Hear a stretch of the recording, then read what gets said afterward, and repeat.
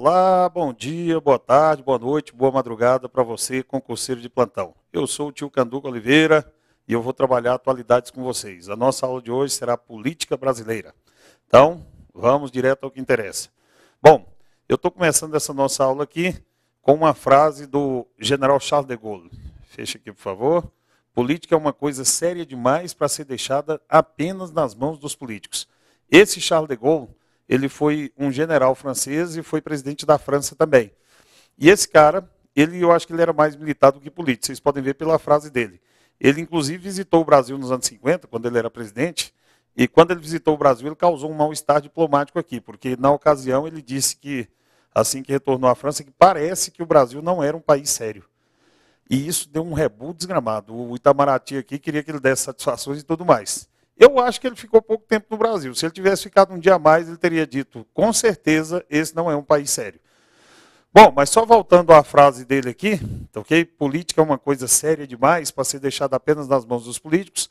Essa frase, ela reflete muito bem a situação que nós estamos vivendo nos últimos anos aqui no Brasil. Durante muito tempo, nós ficamos completamente desmobilizados no país e deixamos os políticos deitar e rolar do jeito que eles queriam. E foi preciso que a população acordasse e fosse para as ruas para que houvesse algum tipo de mudança. Essa mudança, ela já vem ocorrendo de forma sutil. Os fatos mais recentes são essas manifestações de junho do ano passado que pararam o país. Mas, na verdade, esse Acorda Brasil, ele começou com o advento da lei da ficha limpa.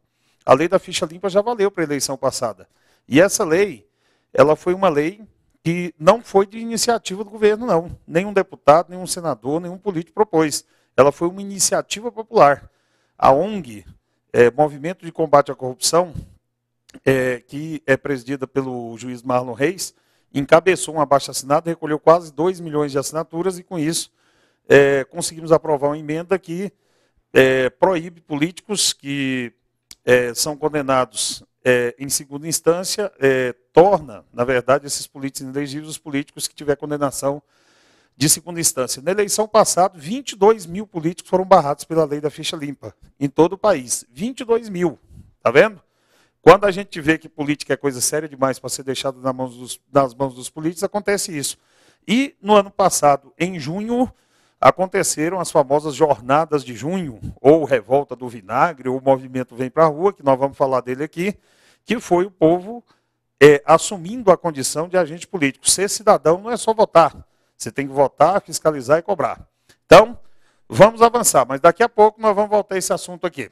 Então, vejam bem, aqui nós temos uma foto belíssima da nossa presidente Dilma Rousseff, tá ok? Olha que coisa linda a companheira, tá ok? Isso aqui são os milagres do Photoshop, viu, pessoal? É lá ao vivo, não é assim, não. Gente aqui de Brasília conhece a danada de perto. Isso aqui foi o Celso Camuro e alguém com Photoshop que deu um jeito. É a primeira mulher presidente ou presidenta do Brasil, como ela gosta de ser chamada, e essa mulher ela tem encarado um desafio muito grande, ok? O desafio dela é principalmente governar num país onde nós temos um poder legislativo completamente fisiológico, completamente voltado para os seus próprios interesses, e não para o interesse da população. Vejamos o exemplo, olha só. A dona Dilma foi eleita, mas para ser eleita ela necessitou do apoio de uma tal de base aliada. Ela fez uma coalizão de 16 partidos e ela teve que repartir o poder, os ministérios, e criar uma outra penca de ministérios para poder dividir o poder com essa galera. E olha só o que a base aliada quer. Dá uma olhada aqui nesse nosso slide mais de perto, para você ver o que essa galera realmente está interessada. Olha só, eu vou inclusive até usar aqui o nosso recurso aqui, da canetinha para mostrar para vocês. Vejam bem que aqui nas costas de cada porquinho desse, ó, você tem aqui os partidos aliados. O PSB, esse aqui já caiu fora, ó. É o partido do Eduardo Campos, tá vendo? O Eduardo Campos já saiu fora do governo porque ele próprio quer tomar o poder para si. Nós temos aqui o porquinho do PT, ele está até mais folgado, está aqui do lado de fora, porque ele sabe que a teta dele está garantida. O PMDB, ó, é o mais guloso desses porquinhos aqui. Tem 4 ministérios e acha que está pouco, diz que ocupa pouco espaço no governo. Então, pessoal, o custo da máquina estatal ele não para de subir. Porque para arrumar teta para todo mundo, o país já tem atualmente 39 ministérios, ok? Então, vejam bem, ninguém consegue governar sem o apoio dessa galera. Então, esse é um dos grandes problemas do Brasil. Hoje nós temos 32 partidos políticos aptos a disputar a eleição. É uma esculhambação. Tudo bem que democracia pressupõe pluripartidarismo. Tudo bem que democracia pressupõe pluripartidarismo. Mas 32 partidos, aí eu vou te falar.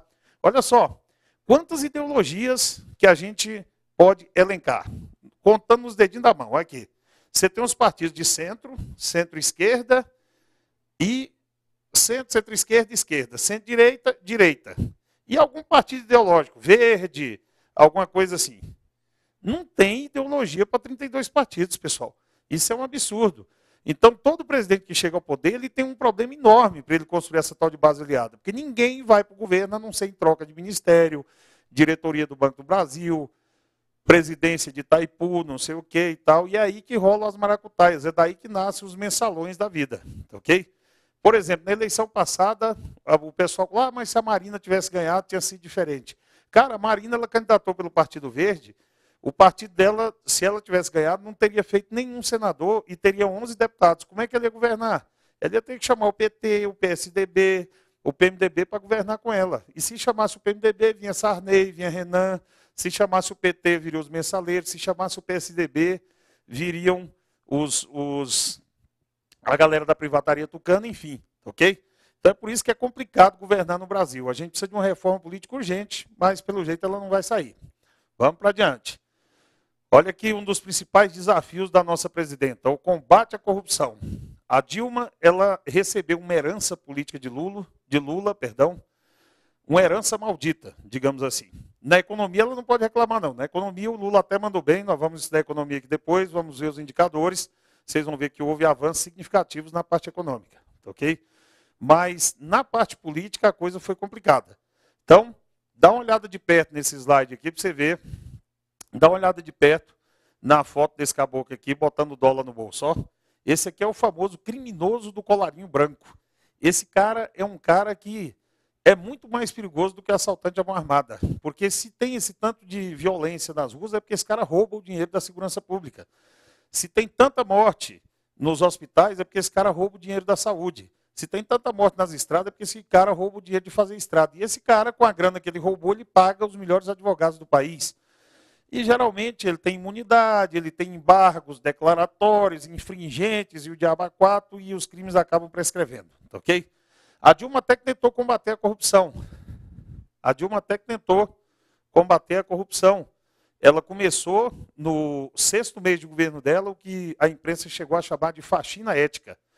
Essa faxina foi um limpa no ministério. Ela demitiu 8 ministros em 8 meses. Começou no 6º mês de governo dela, em 8 meses ela demitiu 8 ministros. Mas logo começou a cheadeira dos partidos da base aliada, que colocaram a presidenta contra a parede. Ameaçaram não votar mais em nenhum projeto de interesse do governo se ela não parasse essa onda de moralização que estava havendo aí nos ministérios.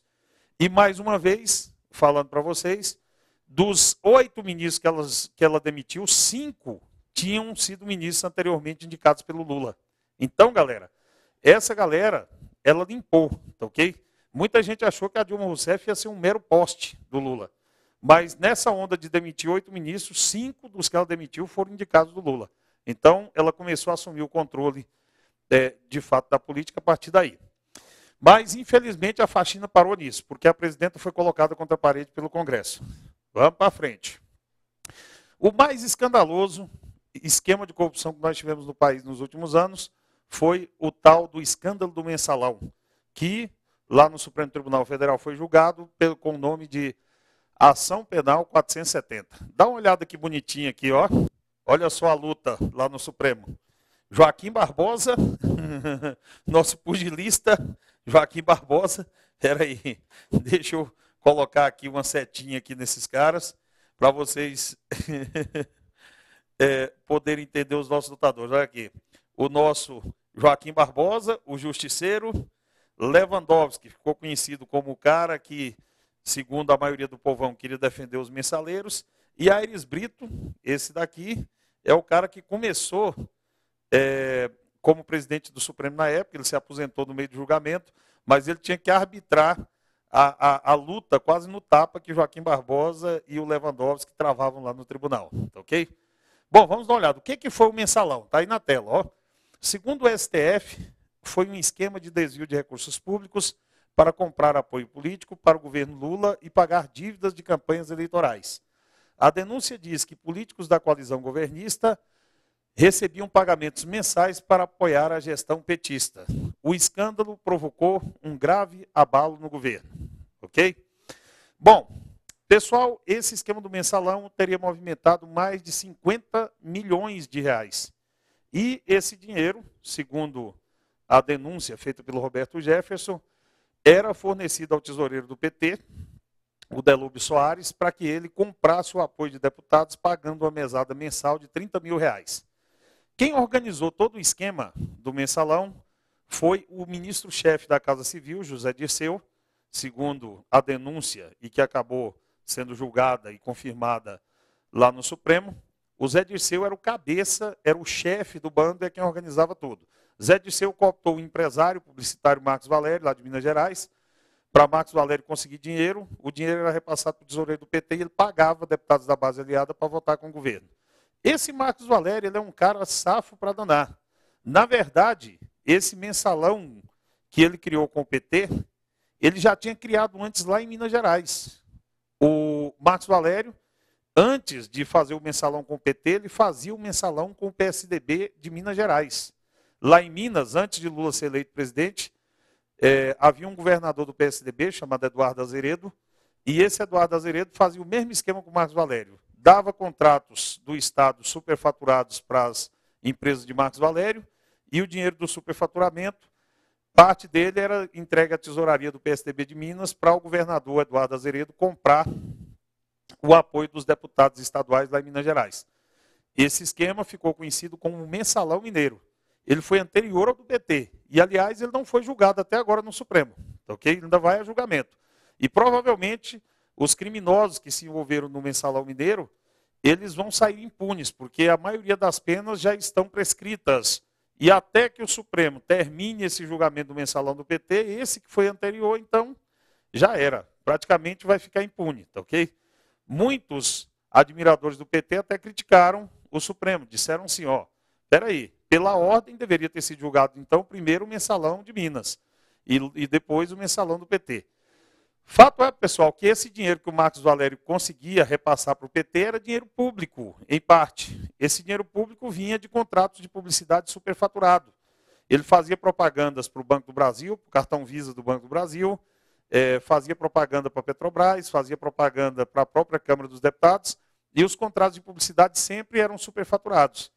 Esse superfaturamento, o Marcos Valério recebia um percentual para ele e o restante ele entregava para o tesoureiro do PT fazer o rateio entre os deputados da base aliada que eram corruptos e que aceitavam essa propina mensal. Bom, vamos para frente, vamos ver como é que foi o resultado do julgamento. Bem, aqui na tela, vamos ver o julgamento do mensalão. Após 4 meses e meio, o Supremo Tribunal Federal, o STF, concluiu no dia 17 de dezembro de 2013, após 53 sessões, o julgamento do processo do mensalão. Foi o mais longo da história do Brasil, pessoal. Demorou 4 meses, foi totalmente televisionado ao vivo e o povo brasileiro assistiu ao vivo em cores, quem pôde acompanhar esse longo processo, 53 sessões. O STF decidiu condenar 25 dos 38 réus do processo. Então, dos 38 réus do processo, um deles teve o processo remetido para a primeira instância, somente um conseguiu esse benefício. Outros 12 acabaram sendo inocentados, por falta de prova, principalmente. 11 condenados ficarão presos em regime fechado, em presídio de segurança média ou máxima, entre eles o Marcos Valério, que era o cara que arrumava a grana, o publicitário, o empresário publicitário, que repassava a grana, e o ex-ministro da Casa Civil, Zé Dirceu, que também vai cumprir inicialmente pena em regime fechado, se ele não for beneficiado pelos tais dos embargos infringentes. Vamos falar dos embargos infringentes agora mesmo. Outros 11 ficarão em regime semiaberto, quando é possível deixar o local para trabalhar. O ex-presidente do PT, José Genuíno, é um desses que vai ficar em regime semiaberto. Foi um dos réus famosos também. Um dos réus foi condenado a regime aberto e 2 tiveram a pena transformada em restrição de direitos. Bom, então, vejam só. Quem eram os réus mais famosos desse caso aí? Além do Zé Dirceu, que era o homem forte do governo, ministro-chefe da Casa Civil. No começo do governo Lula, ele era chamado até de primeiro-ministro, mandava no país mais do que Lula. E até ele cair em desgraça, praticamente, ele governava o Brasil e o Lula era só chefe de Estado. Ele era o chefe de governo. Dirceu, ele caiu em desgraça e se tornou, segundo ele, um bode expiatório. Ele diz que não há provas contra ele e tal, insiste nessa tese que não há provas e tal, as provas foram apenas testemunhais, e ele, então, quer por tudo se livrar, pelo menos, de cumprir prisão em regime fechado. Da cadeia ele não vai escapar, ele vai ter que cumprir pena, pelo menos, em regime semiaberto. Mesmo com os embargos infringentes, ele não tem como ser anulado a pena dele, ele já está condenado, tá ok? Mas ele quer ver se não pega regime fechado. Esse negócio de dormir, de ficar dia e noite preso, é complicado. Ele quer ficar pelo menos o dia livre e dormir só a noite na cadeia. Bom, outro réu famoso, o Marcos Valério, esse vai pegar a cana dura. Pegou 42 anos de prisão e esse vai ficar um bom tempo na cadeia. Mesmo que ele cumpra um sexto da pena e tenha bom comportamento e saia, vai amargar bons anos de cadeia. O José Genuíno, que era presidente do PT, ele já está em regime semiaberto, ele já foi condenado a semiaberto.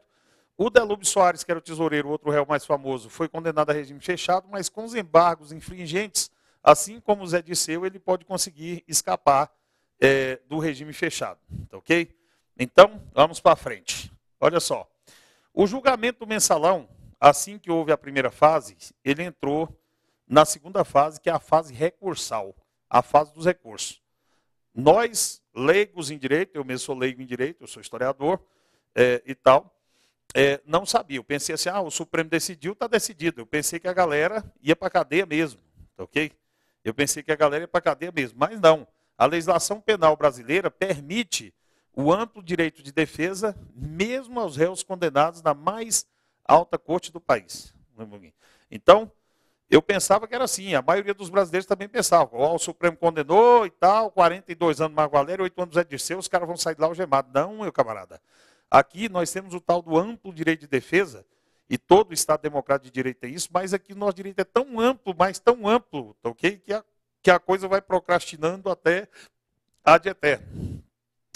Vamos dar uma olhada aqui, tá ok? No nosso slide aqui, como é que é essa primeira etapa recursal. É a etapa dos embargos declaratórios ou dos embargos de declaração e embargos declaratórios. Veja na tela, olha só.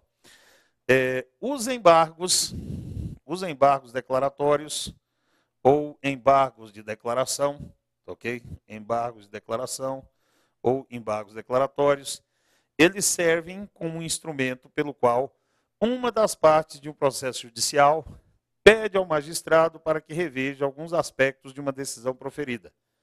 Ele não vai livrar o cara da condenação, não. O cara já está condenado, mas pode haver alguma modificação. Esse pedido deverá ser feito quando for verificado em determinada decisão judicial a existência de omissão, contradição ou obscuridade. Através dos embargos de declaração, o magistrado poderá exercer o juízo de retratação, ou seja, sanar alguma falha existente em seu pronunciamento, a pedido de uma das partes. Os embargos declaratórios estão previstos no artigo 535 do Código de Processo Civil. Então, embargos de declaração ou embargos declaratórios estão previstos no nosso Código de Processo Civil, no artigo 535, eu até coloquei o artigo aqui para vocês verem. Ó. Olho na tela que nós vamos ver o artigo aqui completinho, ipsis literis, a letra da lei lá na Constituição. Ok? Artigo 535. Isso é a letra da lei. Cabem embargos de declaração quando, primeiro, houver na sentença ou no acórdão obscuridade ou contradição.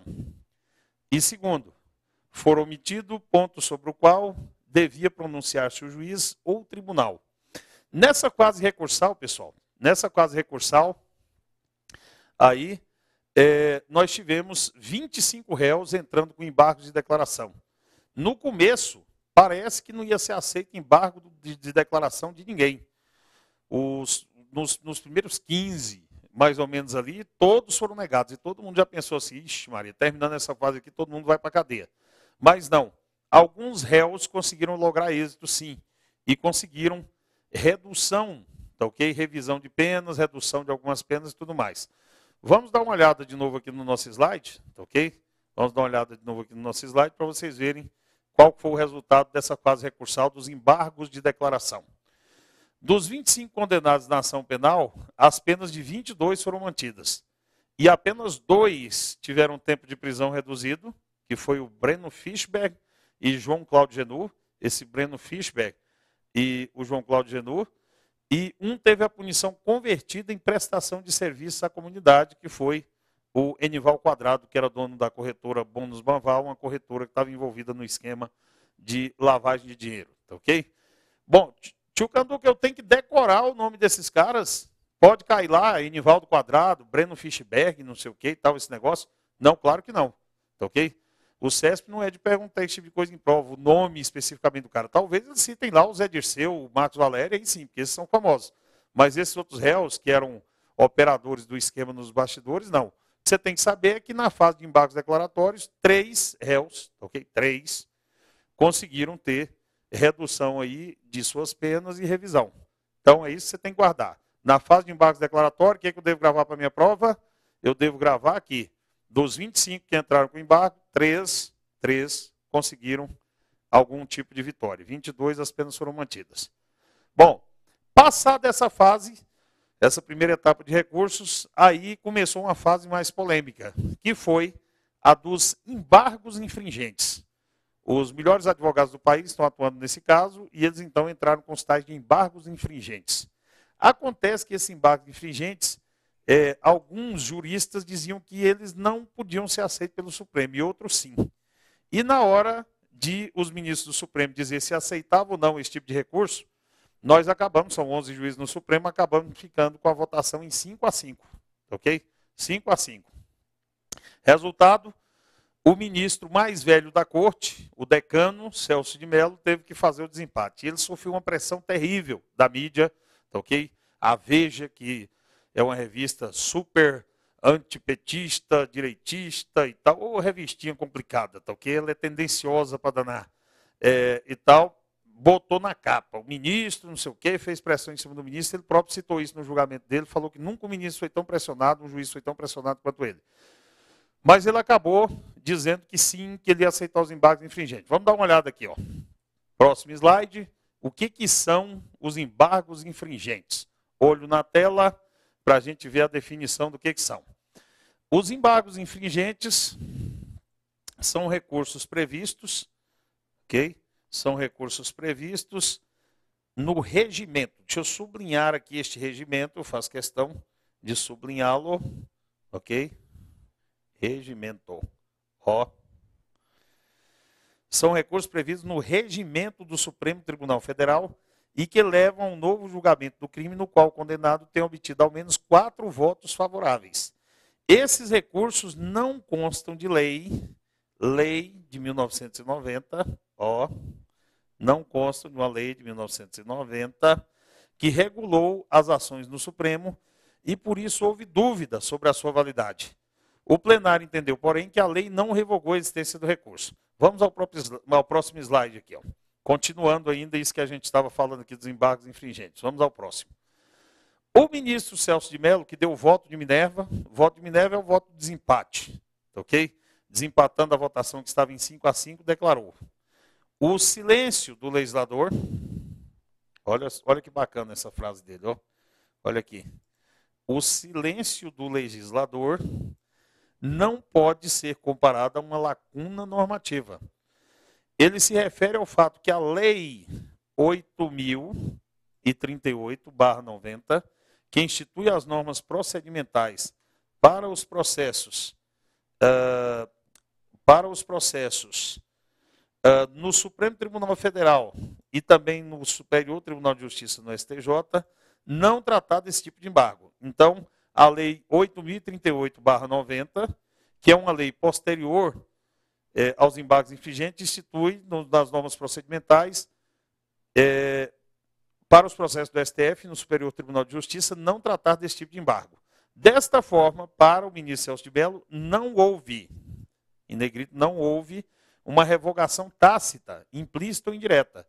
Entendo como, com eficácia de lei, a regra inscrita no artigo 33 do Regimento do Supremo. Ou seja, ele decidiu que a regra 33 ela não foi derrogada, em direito fala derrogada. Nós, leigos, podemos falar revogada mesmo.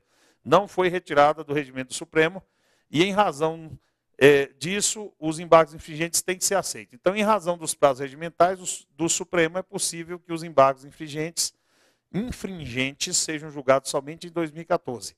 12 réus do mensalão serão beneficiados, galera. Tá ok? 12 réus do mensalão serão beneficiados. Dentre eles, adivinhem quem? Zé Disseu,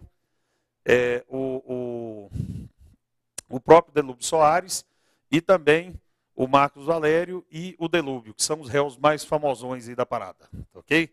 Então, como o Supremo tem que dar toda uma série de prazos, até que publica o acórdão, que é tudo que aconteceu no julgamento, aí depois que publica o acórdão, tem que dar um tempo para os advogados preparar a defesa, tem todo um ritual regimental, uns prazos a serem concedidos. Possivelmente esse embargo infringente só vão começar a ser julgado em 2014. Enquanto isso, o tempo está passando. E com o tempo passando, alguns crimes prescrevem. Então, alguns crimes correm um sério risco de prescrever. E se o crime prescreve, o réu condenado não tem mais que cumpri-lo, a pena prescreveu. E isso pode fazer com que alguns figurões escapem do regime fechado. O Zé Dirceu, por exemplo, pode escapar desse regime, e o José Genuíno, que já está no semiaberto, pode ter a pena diminuída ainda mais. Ok? Vamos para frente aqui e tal. Aliás, perdão, aqui já é outro assunto. Eu vou voltar aqui um pouquinho. Então, veja bem. E dessa forma, nós estamos aí com aquela sensação ainda de impunidade, né? Com tanta procrastinação, com tanto recurso, com tanta coisa, pode ser que aquele sonho que muita gente tem de ver figurões do naipe do Zé Dirceu, do naipe do Genuíno, usando um par de pulseira e indo para a prisão, acabe não acontecendo. Tá ok? Então, sobre o mensalão é basicamente isso. Então, vamos trocar de assunto, galera. Vamos falar agora nos protestos pelo país em 2013. Aí sim, eu comecei a aula falando desse assunto, falei daquela frase lá do general de Gaulle, quando ele disse que política é uma coisa séria demais para ficar apenas nas mãos dos políticos. Quando a gente entende isso, entendendo bem isso, a gente sai para protestar e sai para reivindicar os direitos. Ok? Olha só que bacana essa foto do nosso Congresso Nacional e o povo em frente ao Congresso. Olho na tela aqui, olha que maravilha, rapaz. Isso aqui é a democracia sendo exercida nas ruas. Ó, isso faz lembrar a Grécia Antiga, onde o povo ia para a praça decidir as coisas no voto direto. Claro que hoje nós, levantando a mão, hoje não dá mais para fazer isso, nós somos um país de mais de 190 milhões de pessoas. Mas olha lá, o povo tomando o Congresso, que é a casa do povo, as pessoas de pé, lá nas famosas bacias ali do Congresso e do Senado, e os prédios de Oscar Niemeyer, e essa casa é nossa. E é o próximo assunto que nós vamos aprofundar daqui para frente, tá ok? Então, beleza. Então, é isso, galera.